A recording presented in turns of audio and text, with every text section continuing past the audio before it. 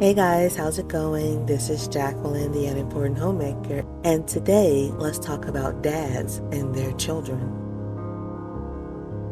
I love so much to pick my husband's brain. He is a wealth of information, and I always feel like I've taken a master class after talking with him.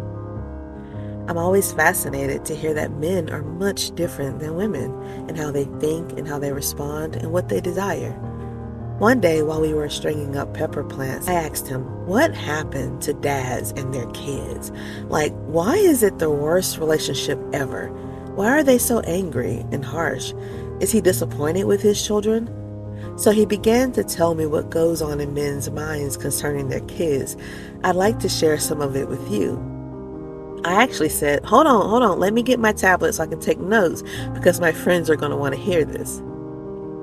I want to preface that these are my husband's thoughts on what it was like for him when he was an angry dad, and that this advice may not apply to all men. I want you to ask your husband his take on why dads are angry all the time with their children. So, first, Brendan said, angry dads are unhappy with their own lot in life. It doesn't mean it's a bad life. He's just unhappy with how it is. He can change it himself. He just needs to acknowledge to himself that his life has not turned out how he wanted it to be. He can change his heart and his way of thinking. That's why he's angry. He can change. He needs to change, but he was not aware that it was that simple. He can change things in a drastic way if he changes himself and his outlook on life. He's upset all the time about anything, just mad. Life isn't how he wants it to be. He said a man wants to enjoy his life, but it's hard. Everything used to be all about him, and now it's not, and that's stressful. He's aware of it all. It's a hard part of life. He said men are tired. They're trying to be good husbands, and that takes up a lot of his thoughts and time. Or maybe he's injured and can't even provide how he wants to. He says he needs reassurance when he's down, that he's done well, and that everyone respects him. My husband said that it goes from bad to worse because the kids don't really respect their dads, so he gets mad at them and lashes out at them and at her. Nobody wants to respect him. Then she takes their side and he just looks like a failure all around. Brendan said he already feels like a failure. It's deep inside of him, and they validate that every time they don't respect his wishes. He says his children are his greatest accomplishment, and he feels worse when they don't champion him as their dad. Dads want to know that they're important to their children too. But remember, he will struggle to show he cares either way. And I get it. When I'm dissatisfied with my life, I also struggle to be kind and sympathetic and forgiving, and instead I raise my voice and cause problems for everyone. And we all know how frustrated we feel when the children don't listen to us or take their time in obeying us. We get very angry about that and we let them know, right? Next, Brandon said men need help on how he deals with the children. He needs guidance when he becomes too much. He says the provoking them to anger happens when he is in his own sin. When a man is in his sin, he blinds himself to being kind and sympathetic. So he needs help from the softer one on how to be that way towards the kids, just like us wives need help on how to be tougher on the children. He's more sad about the relationship because it's not working out how he wants it. He can get upset about things, but he's not just deeply disappointed in the children. He says he doesn't hate them. It's just surface level anger. A broken relationship makes it hard to connect. Brandon says that men know they are wrong for being angry all the time. He says it's justified to get angry sometimes, but he knows that he's always angry, and that's a problem he struggles to get out of. That he shouldn't be, but he feels like it's his house and he can be mad if he wants to. He doesn't want to deal with emotions, so he fights them by yelling at the children.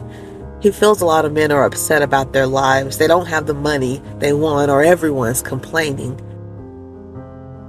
He suggested that a way that we can help as wives is that if he comes across as harsh but not abusive, let it happen.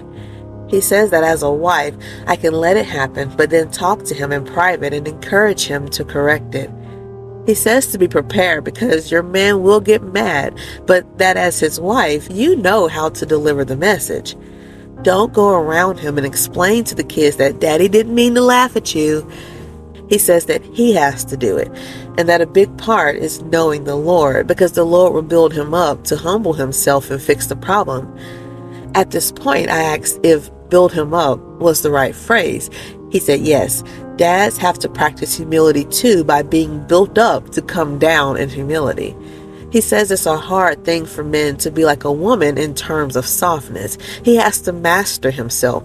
He says his roughness doesn't work all the time, and that men know this. They know it will work for some things, but he gets embarrassed after messing up, and now the kids are crying.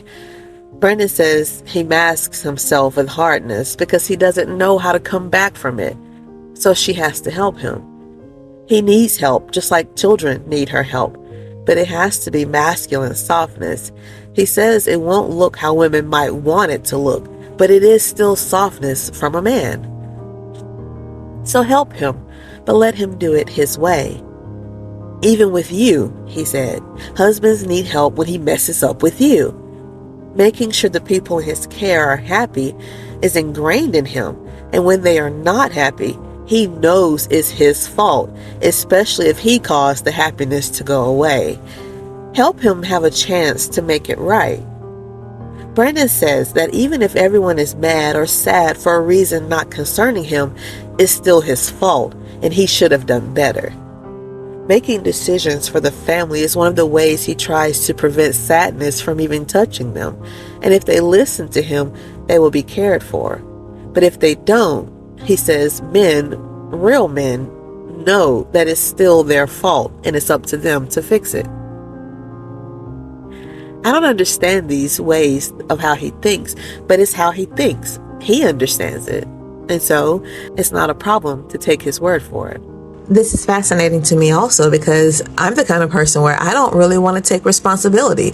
If somebody is mad and it has something to do with me, I feel like that's on you. So to hear that he has this integrity that I find missing within my own self is very interesting and very refreshing. Because I have my own ways with dealing with things. It might not make sense to men because you all know when they try to help us, we bite their heads off, even though we may need the help. We have to go through it the way we go through it, and men do too, so we should cut them some slack. So, as his wife, you are already supposed to see to it that you respect him. Then you model that respect to your children, teaching them about their father's position of leadership and importance in the family. One way I do this is by spending time while Brandon is working, telling our daughter all about him. I share things he said to me about her, funny facts about him she might not know, and basically just to make sure he's known to her. I also like to explain to her what it means when he isn't joking around so much when we are in public, telling her that he is in protective mode at that time, making sure she and I are safe. I let her know that he wouldn't want to appear to strangers that he is unconcerned about us, lest he make our family a target. We talk about why it's important for her to do what he says when he says it, because it's part of his job to consider her and make specific decisions for her safety and comfort, and that she can absolutely put her full trust in him. I also remind her that it is a command from the Lord, and she owes it to God to do what God says. I remind her how he has corrected me dozens of times throughout the years when I was negligent in my parenting or too harsh with my criticisms and instructions to her. He would command me to lower my tone or be careful of my anger lest I crush her spirit. It's important for her to know these things about him, that he protects her even from my anger and sinfulness.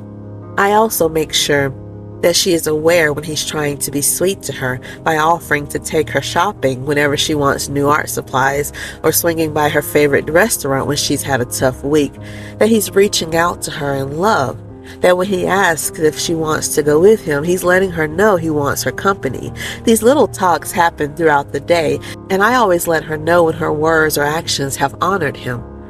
I like to invest in the relationship, and this is one of the ways that I do that as his wife.